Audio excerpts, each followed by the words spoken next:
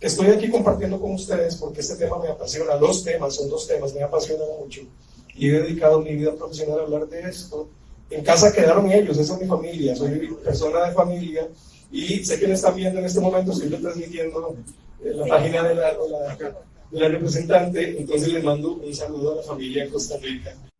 Ese es mi pueblo, ahí solo se ve verde, por ahí hay casas, para que conozcan un poquito de dónde vengo. Y este es el hospital donde yo trabajo, es un hospital de zona rural y me siento muy orgulloso de trabajar en mi pueblo de origen. Vamos a hablar un poquito de datos generales acerca del tema de suicidio y el tema en general de salud de los hombres. En Costa Rica, el 93% de muertes por homicidio son hombres. 238 hombres han asesinado a su pareja en la última década. Esto está hablando de comportamientos violentos. Y el 86% de las muertes en accidentes de tránsito también son hombres. Y las mujeres que mueren muchas veces son acompañantes también de estos hombres. Eso también es violencia. 94% de las muertes en accidentes acuáticos son hombres. 92% de las muertes en accidentes laborales son hombres. Muertes por enfermedades no transmisibles, ya hablaron de eso por la mañana, enfermedades coronarias, diabetes, hipertensión, etc. Hay una puntuación de más de 100 puntos por cada 100,000 personas. Eso quiere decir que si son 130 mujeres por cada 100,000, serían más de 230 hombres por cada 100,000 relacionados con muertes por enfermedades no transmisibles. Entonces, cuando hablamos de suicidio tenemos que tomar en cuenta que cada 2 segundos ocurre un intento de suicidio en algún lugar del mundo. En el ratito que tenemos acá, desde las 9 de la mañana, habrían intentado 7,200 personas en algún lugar del mundo. 7,200, con eso llenamos un estadio, ¿sí? Cada 40 segundos ocurre un suicidio en algún lugar del mundo. En el ratito que estamos conversando, 360 personas habían fallecido por esta causa. Eso es muchísimo. 360 personas, seres humanos, familias, papás, hermanos, hijos, ¿sí? Al año en el mundo mueren cerca de 800,000 personas por suicidio. Yo quiero aquí hacer la salvedad que estamos hablando de casos reportados. La doctora Cos lo mencionaba en la mañana. Hay países que no reportan datos a OMS y por tanto no tenemos esos datos humanos. ¿Acaso es un aproximado? Yo siempre he pensado que es un subregistro, ¿sí? Pero eso significa muchísimas personas, muchísimas muertes. Y son muertes que podríamos prevenir, que es lo más importante. Efectivamente, la mayor cantidad de intentos son en población femenina. En Costa Rica tenemos un sistema de salud que hace obligatorio el reporte de casos de intentos de suicidio. Hospitales públicos y privados tienen que llenar una boleta de reporte de casos, que eso va para el Ministerio de Salud, y ahí se contabilizan las estadísticas. Efectivamente puede ser que las mujeres consulten más que los hombres, eso es cierto, pero bueno, los datos nos dicen que las mujeres tienen se incrementa un poco más del doble de casos de intentos con relación a los hombres, pero alrededor del mundo el 80% de muertes por suicidio son varones, son hombres, 4 veces más que las mujeres. Entonces, al menos 640,000 hombres se habrían suicidado en un año.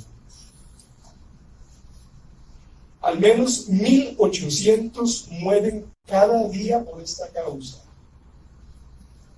Y la mayoría están en el rango de edad productiva. Eso quiere decir que, si bien es cierto, lo que consideramos la población de mayor riesgo, que es la población adolescente, población adulto mayor, la mayor cantidad de muertes por suicidio se concentra en una población entre 24, 45, 54 años más o menos. Son personas que trabajan, son personas que Vamos a tener muertes prematuras, eso tiene un impacto a nivel económico en la sociedad. Vamos a tener licencias o incapacidades por mucho tiempo prolongadas, y vamos a tener también familiares, amigos impactados que también van a ocupar una licencia para atender a su familiar, etc. Entonces estamos hablando de que el impacto es humano, pero también es económico para la sociedad, ¿cierto? Entonces, definitivamente, para mi gusto, hay un tema de género que atraviesa directamente el tema relacionado con el suicidio. No podemos hablar de suicidio sin hablar de género, ¿verdad? Algo está pasando con nosotros los hombres. ¿Qué será lo que está pasando con los hombres que hace que nos comportemos de una forma que pone en riesgo nuestra vida? Algo está pasando, ¿verdad? Vamos a ver un poquito, les voy a compartir un poquito algunas de estas ideas. Nosotros vivimos en una sociedad de origen patriarcal. El patriarcado tiene 6.000 años de historia, y eso no es fácil cambiarlo en una generación, ¿cierto?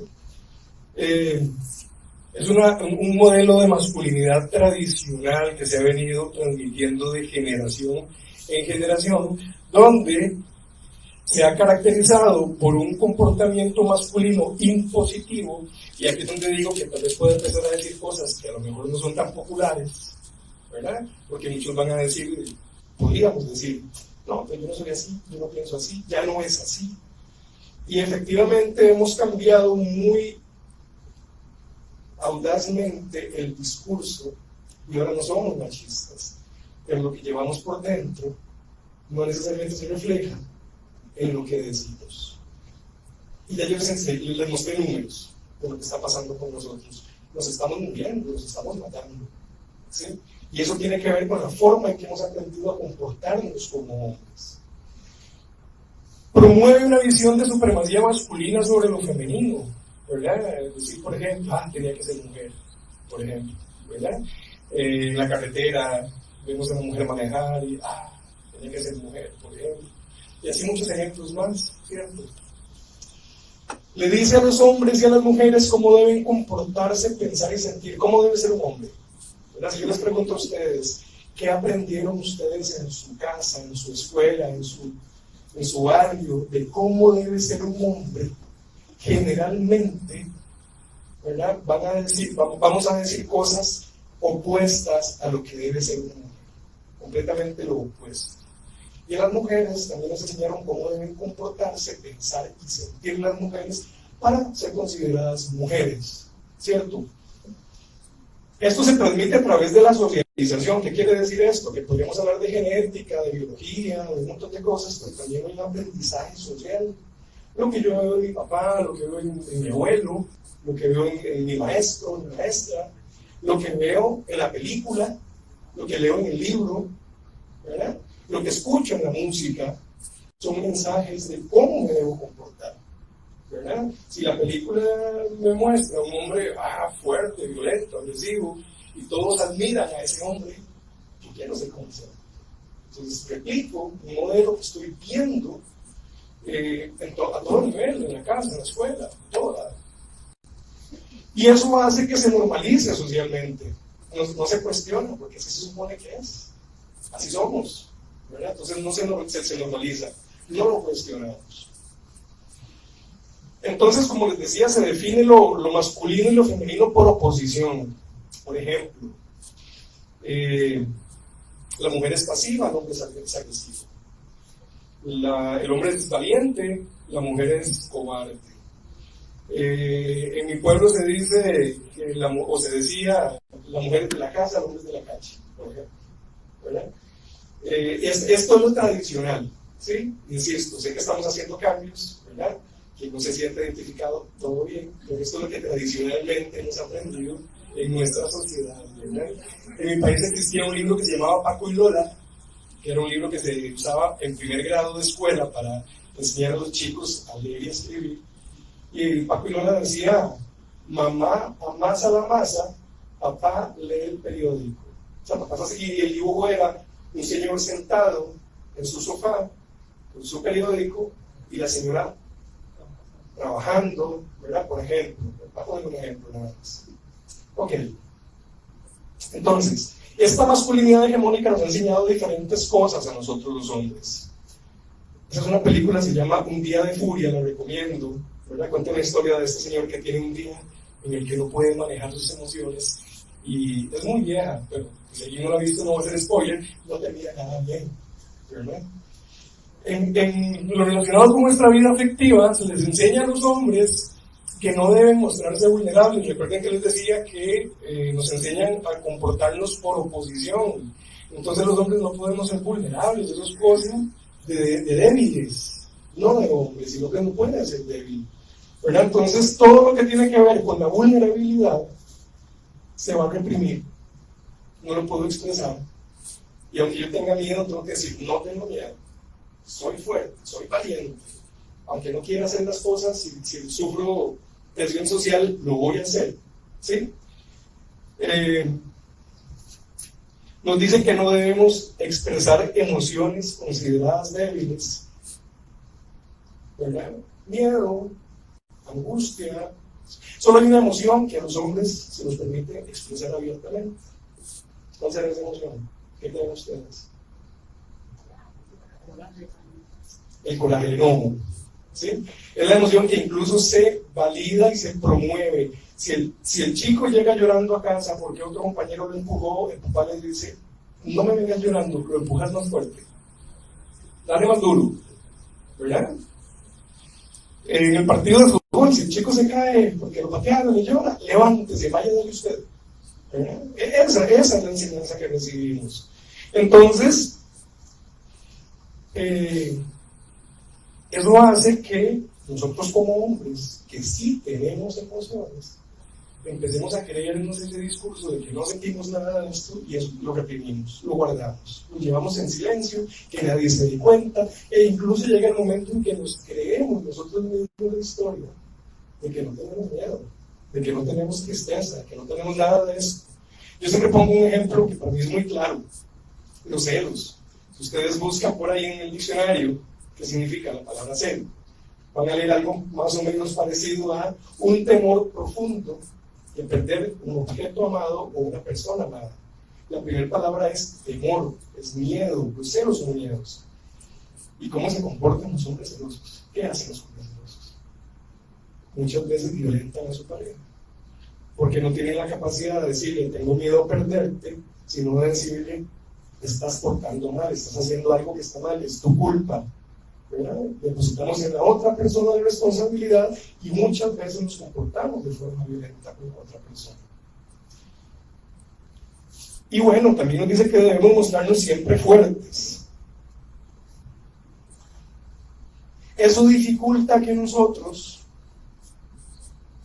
tengamos contacto con nuestras emociones, porque no nos enseñan a identificar cuándo es miedo, cuándo es tristeza, cuando es enojo, y tendemos a confundirlo todo con enojo, porque como es la única emoción que sí nos dan permiso de sentir, entonces cuando tenemos miedo nos ponemos enojados, o si estamos tristes nos ponemos cascarrabias, o sea, si estoy preocupado me aíslo, malhumorado, ¿verdad? Tenemos una gran dificultad para manejar lo que estamos sintiendo. Esto evita que reconozcamos y expresemos lo que estamos sintiendo y favorece que acumulemos crisis, duelos, tristezas, problemas que no hemos elaborado, que no hemos expresado, que no hemos trabajado. Con respecto a la crianza de los hijos, no sé si ya vieron esta serie, en esta escena a mí me llama mucho la atención, la empecé a ver con mi hijo de 15 años. Y no sé si recuerdan esta escena donde el chico se va a quedar detenido y el papá tiene que irse. Y el papá vuelve a ver al chico y se vuelven a ver, y el papá se va. Y mi hijo, en voz alta, dijo, pero abrázalo. No lo abrazó, ¿verdad? ¿Por qué? Porque se nos ha enseñado que los hombres seamos criados desde el desapego emocional. Podemos ser cariñosos con las niñas, pero con los niños tenemos que hacerlos fuertes. Existe la creencia Wallenberg, que es una filósofa francesa que ha trabajado mucho el tema de masculinidad, habla del temor de feminizar a los niños, ¿verdad? A través del apego emocional, del cariño, de que comparta mucho con su mamá, hay que arrebatárselo, y hacerlo hombre, ponerlo entonces en el equipo de fútbol, en los niños scouts, en el ejército, llevarlos a cazar, llevarlos a hacer camping, cosas de hombres, pero no con afecto físico, ¿verdad? Entonces, se nos ha enseñado también a usar la violencia como una forma de generar virilidad. Ayer me contaban de una pelea de niñas en una escuela. Bueno, también pasa mucho con los niños, ¿verdad? Los niños generalmente incluso lo usan como una forma de revalidar su virilidad, ¿verdad? Pelear, ¿verdad? A ver quién es más fuerte. Y también eso hace que reciban violencia por parte de sus padres, de sus abuelos, sus tíos, sus hermanos, para ser los hombres, ¿verdad? Y me refiero a violencia no solamente física, violencia emocional. Sea hombre, levántese, hágalo usted solo, ¿verdad? Ese tipo de cosas. Violencia verbal, ¿verdad? Y se utilizan altas exigencias a la masculinidad como una forma de forjar el carácter. ¿Qué pasa con eso? Favorece que los niños y los jóvenes crezcan con una insatisfacción de sus necesidades afectivas. Yo sé que la mayoría de personas puede decir, gracias a cómo fue papá conmigo, yo soy lo que soy. Pero si yo pregunto, ¿te hubiera gustado un poco más de afecto, un poco más de abrazos, de palabras bonitas, de apoyo cuando te sentías solo? Estoy seguro que la mayoría podría decir, sí, me hubiera gustado un poco más, ¿verdad? Se experimentan altas presiones para cumplir con las expectativas de los progenitores. Muchos de los chicos que llegan a mi consulta expresan un profundo sufrimiento porque sus notas no cumplen con la expectativa de papá, porque no me va a alcanzar la nota para ir a determinada universidad, porque no soy tan bueno en deportes como papá quería, ¿verdad? Y eso genera sufrimiento. El sentir que yo no cumplo con las expectativas es un factor de riesgo increíble, ¿verdad? Porque siento que no estoy cumpliendo mi papel en la vida, pierdo el sentido de vida, para lo que vine al mundo. Y cuando somos niños, venimos al mundo para cumplir lo que papá y mamá quieren. Ya luego, nosotros desarrollamos nuestra identidad, nuestra personalidad, nuestras propias metas, pero cuando somos niños, no. Queremos complacer, ¿verdad? Con respecto al tema de búsqueda de apoyo, esta es otra película, se llama Mi amigo Gruñón, no sé cuánto es el nombre en inglés, Otto, que habla sobre un hombre, alerta de spoiler, un poquitito, pero que se queda solo, ¿verdad? Llegan unos vecinos que quieren acercarse y él pone una barrera con sus vecinos, ¿verdad? Luego cambia un poquito la historia, pero nos muestra cómo los hombres manejamos nuestra vida social. Enseña a los hombres que deben ser autosuficientes, poder yo solo. No pido una dirección, no pido ayuda, yo arreglo el carro solo, yo le cambio la llanta solo al carro, ¿verdad? Yo siempre hago la misma analogía. Antes de que existiera el Maps, o en mi país el Waze, que es lo que usamos, los hombres nos perdíamos, pero no le pedíamos dirección a nadie. Eso era prohibido, porque yo tengo que llegar solo, yo tengo que saber solo, ¿verdad?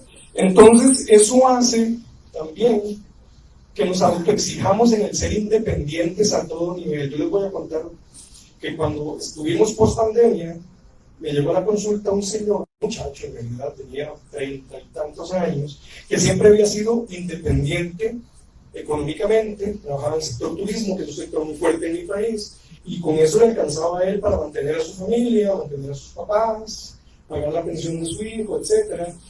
Y con pandemia pierde su trabajo porque el sector turismo cierra. Entonces él me dice, es que mi vida perdió sentido. Porque si ya yo no puedo mantener a mi familia, me convertí en una carga para mi familia. Y sentirse una carga es un factor de riesgo determinante también. Y eso sucede porque pensamos que somos nosotros los que tenemos que resolverle a los demás, nunca recibir ayuda, ¿verdad? Y eso evita que nos abramos al apoyo, no solamente de redes de apoyo, sino también de profesionales, que deben mostrarse siempre ecuánimes, ¿verdad? Esto de detectar señales cuesta mucho. Generalmente nos damos cuenta de señales posteriores. En los hombres cuesta aún más porque estamos también acostumbrados a mostrarnos siempre bien. Como decimos en mi país, pura vida, siempre bien, ¿verdad? Aunque por dentro le estemos pasando bastante mal. Esto les dificulta ser conscientes de sus crisis, porque nos creemos el cuento de que todo está bien, yo lo voy a manejar, yo sé que yo puedo solo. De hecho, cuando llegan a consulta, llegan muy avergonzados, les da pena que los vean en la sala de espera del área de salud mental, porque yo debería poder solo con esto.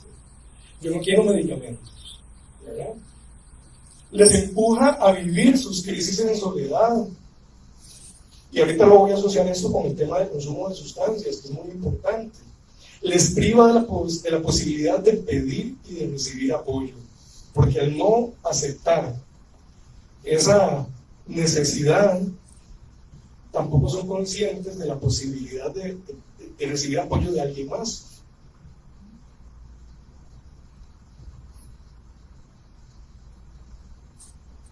El tema de autocuidado, otra película, Son como niños. Y ahí lo que vemos son 5 adolescentes de más de 20, 30 años, ¿verdad? Haciendo cosas que ponen en riesgo su salud, y eso se ve como muy divertido. Ahora vemos un montón de videos en YouTube, en TikTok, de gente poniéndose en peligro como si fuera algo muy divertido.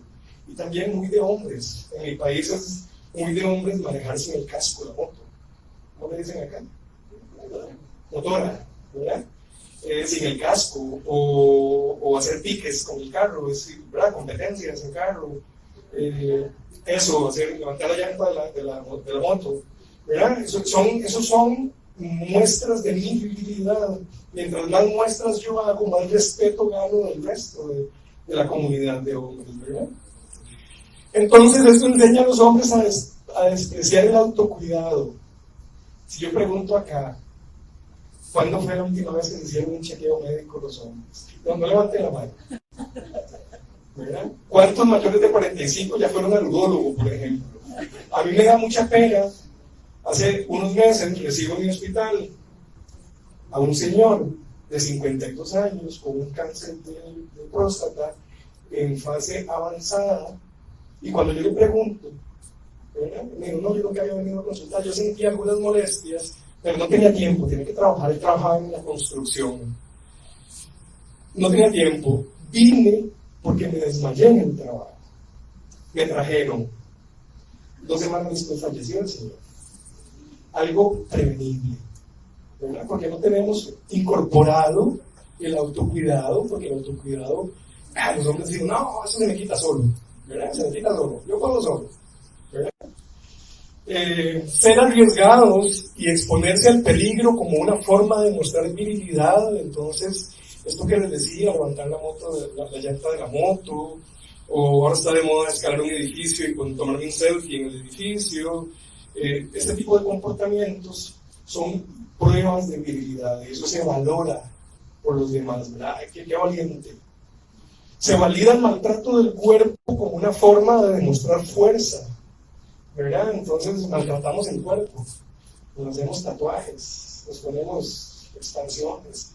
No tengo nada con tatuajes, yo tengo tatuajes, ¿verdad? Pero son muestras de desprecio y de autocuidado, ¿verdad? O, bueno, insisto, ahorita lo voy a tocar el tema de consumo de sustancias, ¿verdad? Esto dificulta que los hombres contemplen el autocuidado como una práctica válida. Esto los aleja del sistema de salud, ¿verdad? Cuando yo salgo a mi sala de espera del hospital, veo niños, señoras, adultos mayores, y los hombres son los que menos están por ahí, porque no tienen tiempo, no tenemos tiempo, y posiblemente yo puedo solo. Favorece que se vea el cuerpo como algo que se puede maltratar, ¿verdad? Entonces trabajar fuerte, trabajar 18 horas, trabajar y no comer porque no me da tiempo comer, ¿verdad? Son comportamientos habituales. Hace que el enfrentamiento de la muerte se vea como una muestra de hombría, ¿sí? Todo lo que ponga en riesgo mi vida me hace ver cada vez más viril. Con respecto al acceso a los servicios de salud, esto no va a ser spoiler, ya todos Los de mi generación, los que crecimos en los 80, recordarán a Rambo, y a mí siempre me impresionó que Rambo se cosía solo sus heridas. Wow. Yo posiblemente me desmayo, si no me ponen anestesia, Rambo se cosía solo. Este era un ícono de virilidad en los 80. ¿Sí? Todos queríamos ser Rambo. Enseña a los hombres a no preocuparse por su salud. Consultar los servicios de salud es visto como algo de mujeres, que no tengo tiempo. Y generalmente los hombres es la pareja la que le saca la cita con el médico, ¿verdad? Se justifica mediante la falta de tiempo por tener que cumplir con las labores, con el trabajo. Y esto aleja a los hombres del sistema de salud, dificulta la prevención y detección temprana de patologías, incluyendo, porque todas esas patologías de las que les hablé al principio, que son enfermedades no transmisibles, son prevenibles o tratables por lo menos. Y aquí incluimos salud mental.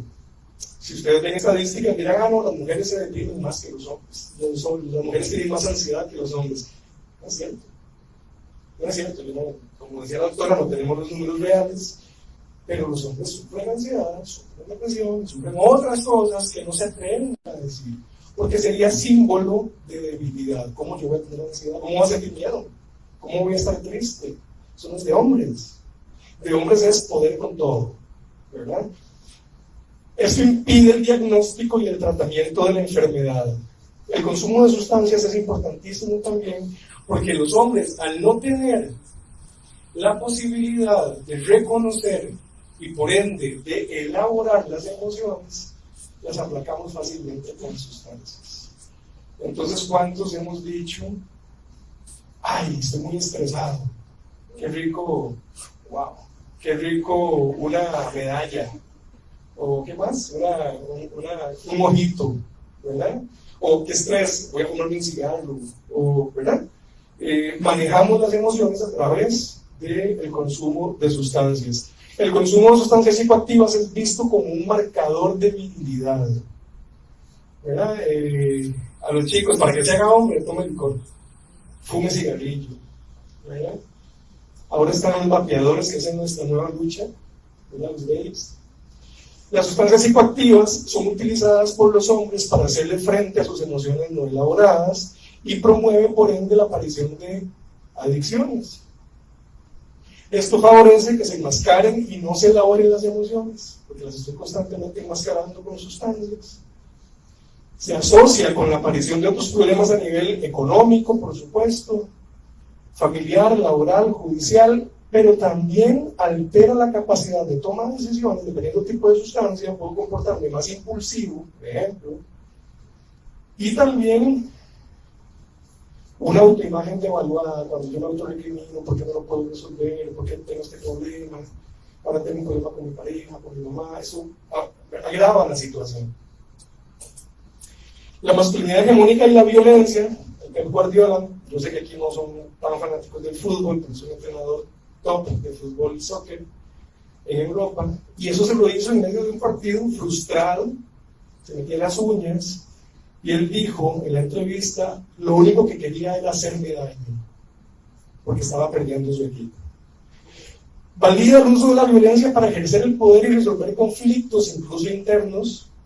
La violencia se ejerce contra otros hombres, ya vimos los datos de asesinatos, por ejemplo, contra las mujeres, contra los niños, contra la naturaleza y todo lo que sea vulnerable.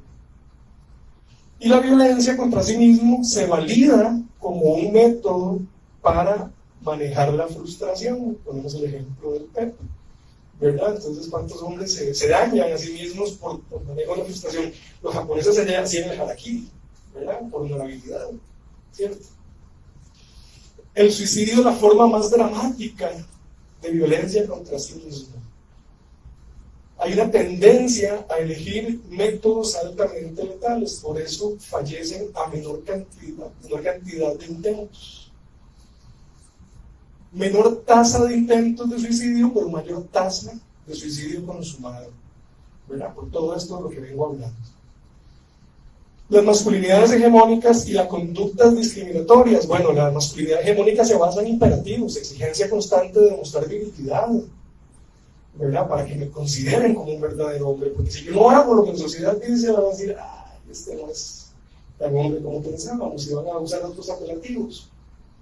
Esto hace que desde la negación de lo considerado femenino, ¿verdad? Entonces voy a hacer todo lo que sea contrario a lo femenino para que me consideren un hombre.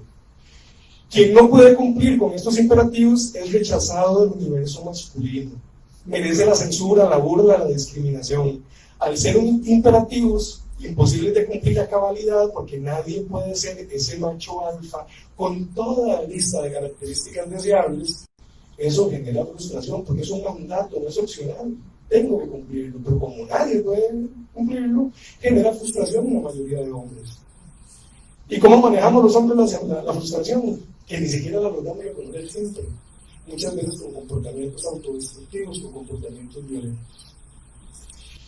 En lo relacionado con roles de género, obliga a los hombres a cumplir roles de proveedor, protector, controlador, productor, conquistador. Eso va a definir la virilidad. Hace que los hombres asuman estilos de vida no saludables. El no ejercicio de estos roles se experimenta como una pérdida del sentido de vida, como un fracaso, y pueden llegar a percibirse como insuficientes o como una carga, lo que genera dolor y sufrimiento, como el ejemplo que les decía del chico que había perdido su trabajo y ya no podía cumplir con estos roles. Entonces, ¿cuántas veces para poder darle a la familia lo que necesita, entre comillas, tenemos 3 trabajos, o gastamos una tarjeta de crédito para cumplir el rol de proveedor, ¿verdad?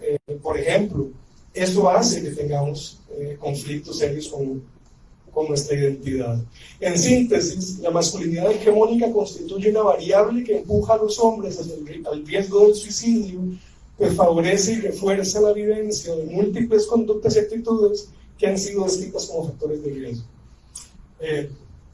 Retos para el abordaje, aquí no me voy a detener, ya consumí el tiempo. Quiero contarles que la Caja Costarricense del Seguro Social en Costa Rica, que es la institución que abarca todo lo que tiene que ver con salud, donde hay 30,000 funcionarios, existe una red de hombres que trabajan en el tema de masculinidades saludables, cambiando comportamientos que pongan en riesgo nuestra salud, y llevamos el mensaje a toda la institución para que tengamos relaciones equitativas, saludables, reflexivas, cuestionadoras de lo que nos han enseñado hasta ahora, y así poder tener una vivencia intrainstitución más saludable que se traduzca en un ejercicio de nuestra labor también de una forma más saludable. Y tenemos en mi hospital el grupo Hombres en Construcción, donde nos reunimos para hablar de nuestras emociones. Cuando tengo un problema con mi pareja, cuando tengo un problema con el carácter, con el enojo, cuando tengo algún conflicto económico, lo que sea, con la familia, y ahí entre todos, sin censura, sin cuestionamiento, en un ambiente de confidencialidad, conversamos y nos apoyamos para buscar masculinidades más saludables. Bueno, había mucho más que quería compartir, hay restricción con el tiempo, pero es parte de lo que quería compartirles. Definitivamente, vivir la masculinidad como lo estamos viviendo nos hace daño, ya lo decían por ahí, le hace daño no solamente a las mujeres, no solamente a los niños, nos hace daño a nosotros. Cuando nosotros entendamos que los famosos privilegios, si bien es cierto, nos ponen en una posición muchas veces de supremacía, también significan un riesgo para nosotros y ponen en riesgo nuestra salud y nuestra vida. Definitivamente tenemos que hacer cambios en nuestro estilo de pensar, de sentir, de vivir y de comportarnos. Espero que lo poquito que les haya compartido haya sido de su utilidad y les agradezco mucho por su atención.